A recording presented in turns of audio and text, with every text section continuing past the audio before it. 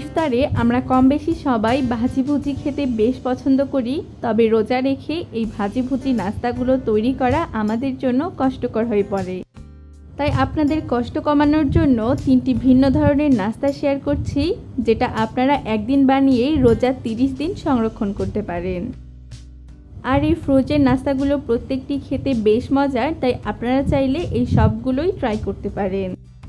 তাহলে চলুন মেইন রেসিপিতে চলে যাই। প্রথমেই তৈরি করে দেখাচ্ছি পটেটো ট্রায়াঙ্গেল। এর জন্য আমি এখানে 2 কাপ আলু নিয়েছি, আর আলুগুলোকে সেদ্ধ করে ম্যাশ করে নিয়েছি। 1 চামচ আদা বাটা দিয়ে দিচ্ছি। এরপর দিয়ে দিচ্ছি 1 চামচ রসুন বাটা। এরপর 1 চামচ ধনিয়া ও জিরার গুঁড়ো দিয়ে দিচ্ছি। মরিচের গুঁড়ো দিয়ে দিচ্ছি 1 চামচ, তবে আমি যেহেতু পরবর্তীতে চিলি ফ্লেক্স ব্যবহার করব, তাই ঝালের পরিমাণটা স্বাদ অনুযায়ী ব্যবহার করবেন। গরম মশলা গুঁড়ো দিয়ে দিচ্ছি 1 চামচ, আর চিলি ফ্লেক্স দিয়ে দিচ্ছি 1/2 চামচ। বাইন্ডিংয়ের জন্য 3 চামচ বেসন দিয়েছি, আর দিয়েছি স্বাদমতো কিছুটা লবণ। এরপর এই সবগুলোকে হাত দিয়ে খুব ভালো করে ভর্তা করে নিচ্ছি। আলুটা মথে নিয়ে আমি একটা সফট ডো তৈরি করে নিব, আর এই ডোটা তৈরি করতে আপনাদের বেসনের পরিমাণটা একটুখানি বেশিও লাগতে পারে। এগুলোকে মথে নেওয়া হয়ে গেছে। এরপর আমি একটি বোর্ডের মধ্যে কিছুটা কর্নফ্লাওয়ার ছড়িয়ে দিচ্ছি।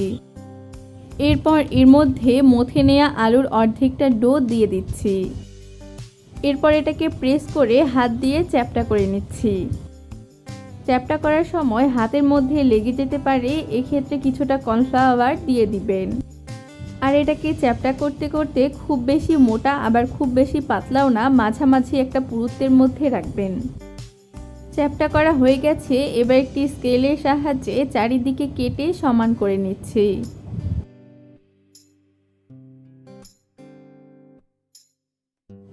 এরপর মাঝখানেও কেটে নিচ্ছি, আর একটি ছুরির সাহায্যে এগুলোকে ট্রায়াঙ্গেল শেপ দিয়ে দিব।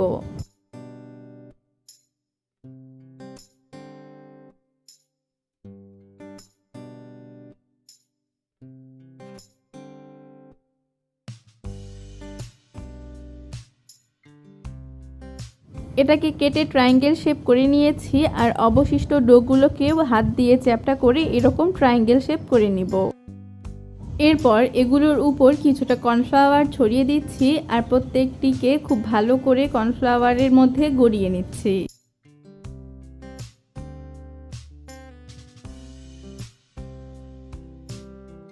ব্যাস, এগুলো তৈরি হয়ে গেছে। আর আপনারা চাইলে কর্নফ্লাওয়ারের পরিবর্তে আটার মধ্যেও গড়িয়ে নিতে পারেন। এখানে এই আলুগুলোকে কোট করার জন্য আমি কিছুটা বিস্কিটের গুঁড়ো নিয়েছি, আর কিছুটা সেমাইয়ের গুঁড়ো।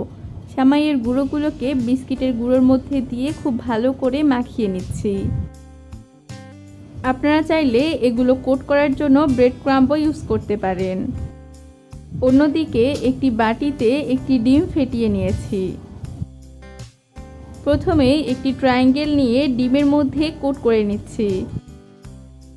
এরপর বিস্কিটের গুঁড়োর মধ্যে দিয়ে কোট করে নিব, আর আপনারা চাইলে ডবল কোটিংও দিতে পারেন। দেখুন, আমি কিন্তু হাত দিয়ে খুব ভালো করে চারিদিকে কোট করে নিচ্ছি। আপনারা খেয়াল রাখবেন এই ট্রায়াঙ্গেলের কোনো জায়গায় যেন অবশিষ্ট না থাকে। এভাবে করে আমি সবগুলো ট্রায়াঙ্গেলকে কোট করে নিচ্ছি, আর এগুলো দেখতেও কিন্তু বেশ আকর্ষণীয়।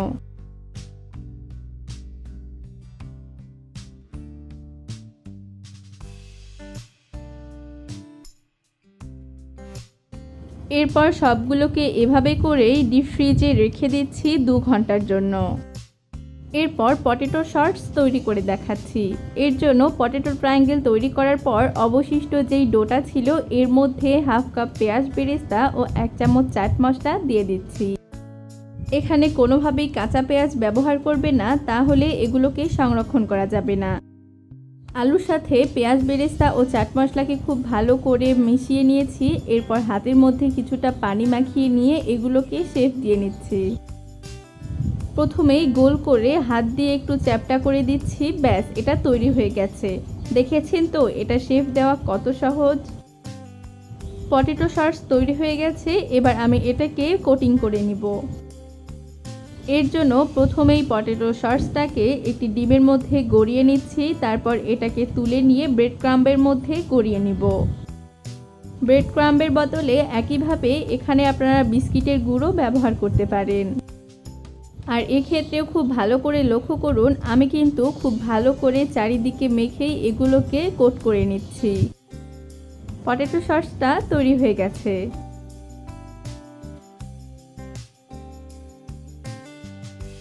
এরপর সবগুলোকে তৈরি করে নিয়ে একটুখানি দূরে রেখে ডিপ ফ্রিজে 2 ঘন্টার মতো রেখে দিচ্ছি। এ পর্যন্ত আমার রেসিপিগুলো কেমন লাগলো অবশ্যই কমেন্ট করে জানাবেন। 2 ঘন্টা পর আমি পটেটো সস ও পটেটো ট্রায়াঙ্গেলগুলো সংরক্ষণ পদ্ধতি দেখিয়ে দিচ্ছি। 2 ঘন্টা পর পটেটো ট্রায়াঙ্গেলগুলো বেশ শক্ত হয়ে গিয়েছে। এবার একটি জিপলক ব্যাগে করে এগুলোকে সংরক্ষণ করে রাখছি। আপনারা চাইলে যে কোনো কন্টেইনারে এগুলো সংরক্ষণ করতে পারেন। আর জিপলক ব্যাগে রাখলে অবশ্যই এই মুখটাকে খুব ভালো করে সিল করে দিবেন। ব্যাস, এটা সংরক্ষণ করার জন্য তৈরি। এরপর পটেটো সসগুলো কিভাবে সংরক্ষণ করবেন সেটাও দেখিয়ে দিচ্ছি। একটি কন্টেইনারে কিছুটা লেখার কাগজ নিয়ে নিচ্ছি আর এরপরে এই সসগুলোকে একটি একটি রেখে দিচ্ছি। আপনারা চাইলে একটু বড় বক্সও ব্যবহার করতে পারেন। আর একই বক্সের মধ্যে রাখতে চাইলে 3টি রাখার পর এর উপরে আমি আরও একটি লেখার কাগজ দিয়ে দিচ্ছি। এরপরে এর উপরে অবশিষ্ট পটেটো সসগুলোকে নিয়ে নিচ্ছি। এরপর এটাকে ঢাকনা দিয়ে ঢেকে ফ্রিজে সংরক্ষণ করতে পারেন 1 মাসের জন্য। ইফতারের 30 মিনিট আগে এগুলোকে ফ্রিজ থেকে বের করে টেম্পারেচার নর্মাল করে নেবেন। এরপরে ডুবো তেলের মধ্যে একটুখানি সময় নিয়ে ভেজে নিলেই এগুলো খাবার জন্য রেডি। চলে যাচ্ছি রেসিপি নাম্বার 3-এ। আমি 3 নাম্বার রেসিপিতে আপনাদের সিঙ্গারা তৈরি করে দেখাচ্ছি। আর ইফতারের জন্য এটি একটি জনপ্রিয় আইটেম। প্রথমে একটি বাটিতে 3 কাপ ময়দা নিয়েছি। ময়দা বা আটা যে কোনোটি ব্যবহার করতে পারেন। এরপর এর মধ্যে হাফ চামচ কালো জিরে দিয়ে দিচ্ছি। আর কিছুটা লবণ দিয়ে দিচ্ছি, তবে পুরে যেহেতু লবণ থাকে তাই লবণটা একটু বুঝে শুনে দিবেন। এরপর এর মধ্যে 4 চামচ তেল দিয়ে দিচ্ছি। এরপর ময়দাগুলোকে হাত দিয়ে খুবই ভালো করে মেখে নিচ্ছি। একটুখানি সময় নিয়ে এগুলোকে মেখে নিতে হবে। আর লক্ষ্য রাখবেন এগুলো যেন মাখার পর ঝুরঝুরে হয়।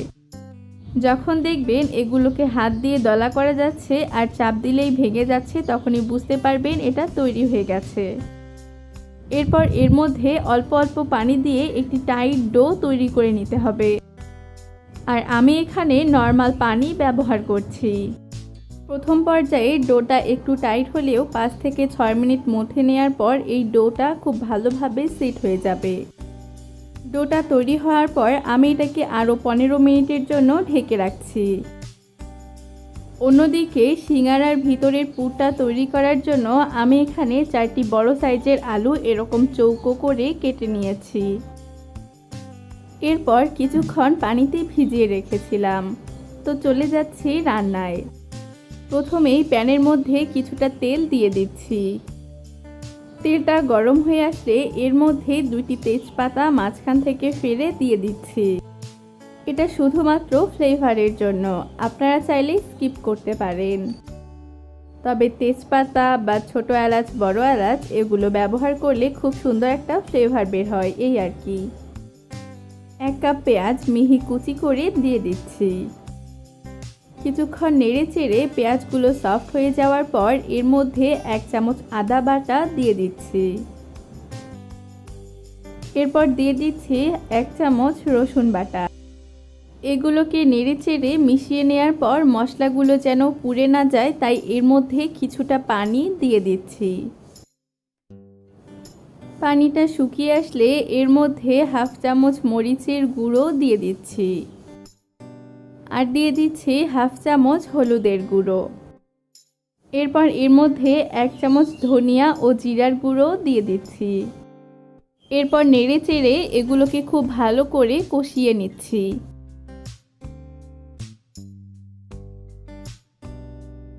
মশলাগুলোকে বেশ কিছুক্ষণ কষিয়ে নিয়েছি। তেলগুলো যখন উপরে চলে আসবে তখনই এর মধ্যে কেটে রাখা আলুগুলো দিয়ে দিচ্ছি। এরপর নেড়ে চেড়ে এগুলোকে মশলার সাথে খুব ভালো করে মিশিয়ে নিব। চুলোর আঁচটা কিন্তু প্রথম থেকেই মিডিয়াম টু লো এর মধ্যে রেখেছি।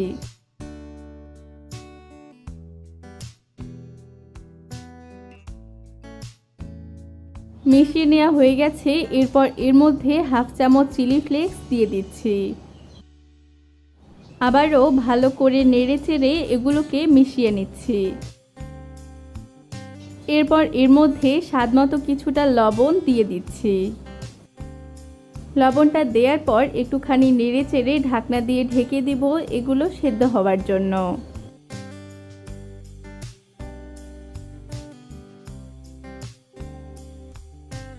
4 থেকে 5 মিনিট পর ঢাকনা উঠিয়ে এর মধ্যে কিছুটা পানি দিয়ে দিচ্ছি। আমি প্রথম পর্যায়ে অল্প একটু পানি দিচ্ছি, পরে লাগলে আবার দিয়ে সেদ্ধ করে নিব। এরপর নেড়ে চেড়ে আবার ঢাকনা দিয়ে ঢেকে দিচ্ছি।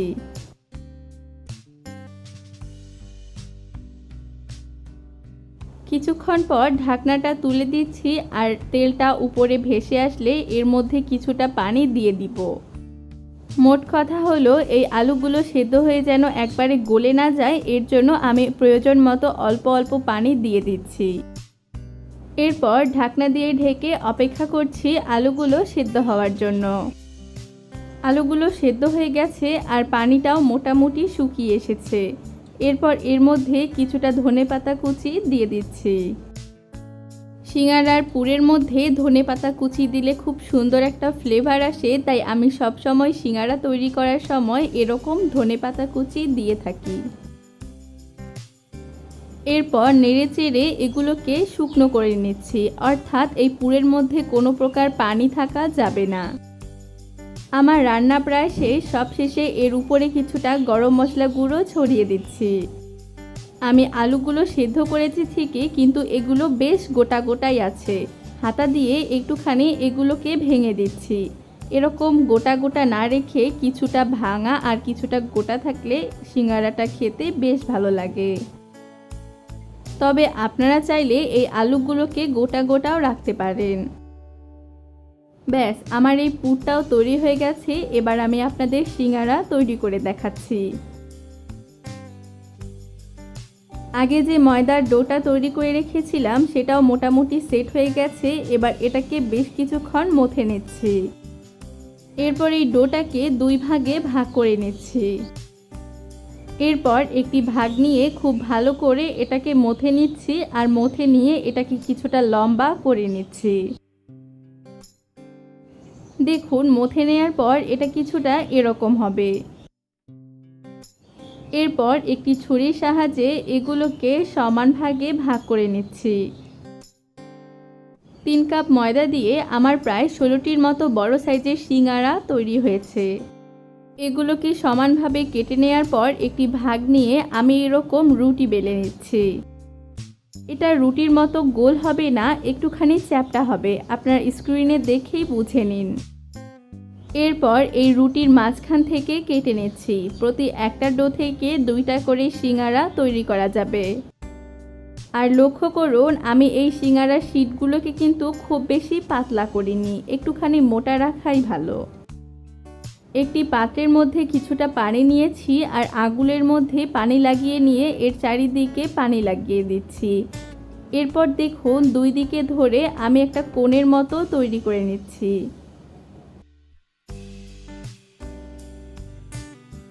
খুব ভালো করে সিল করে দিচ্ছি, আর হাতে নিলেই বুঝতে পারবেন এটা কোণের মতো একটা শেপ তৈরি হয়ে গেছে।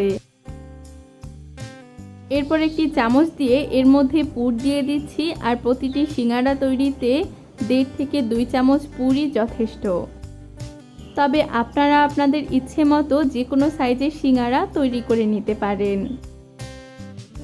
পুর ঢোকানো হয়ে গেলে চারিদিকেই পানি লাগিয়ে নিচ্ছি।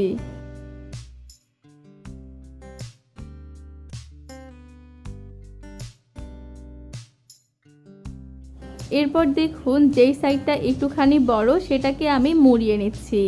আর এই মোড়ানো অংশটুকুকে সামনের অংশে লাগিয়ে দিচ্ছি। ব্যাস, সিঙ্গারা তৈরি। এই কাজটা কিন্তু খুবই সহজ, আপনারা একটু মনোযোগ দিয়ে লক্ষ্য করলেই বুঝতে পারবেন। আপনাদের বোঝার সুবিধার্থে আমি আপনাদের আরও একটি সিঙ্গারা তৈরি করে দেখাচ্ছি। আমি প্রথম রেসিপিগুলো যথাসম্ভব ডিটেলসে আপনাদের সঙ্গে শেয়ার করেছি, আর এই রেসিপিটিও ডিটেলসে শেয়ার করলাম। আমি এই রেসিপিগুলোতে ভেজে দেখাইনি, কারণ আপনারা কম বেশি সবাই ভাজতে পারি, আর আমি যদি ভেজে দেখাতে যেতাম তাহলে ভিডিওর লেন্থটা অনেক বেশি বড় হয়ে যেত। আমি চেষ্টা করেছি আপনাদের খুব ভালো করে বুঝিয়ে দিতে। আশা করি আপনারা রেসিপিগুলো দেখে উপকৃত হয়েছে। আচ্ছা, এই সিঙ্গারাটাও তৈরি হয়ে গেছে, আর এরকম করে আমি সবগুলো সিঙ্গারা তৈরি করে নিচ্ছি।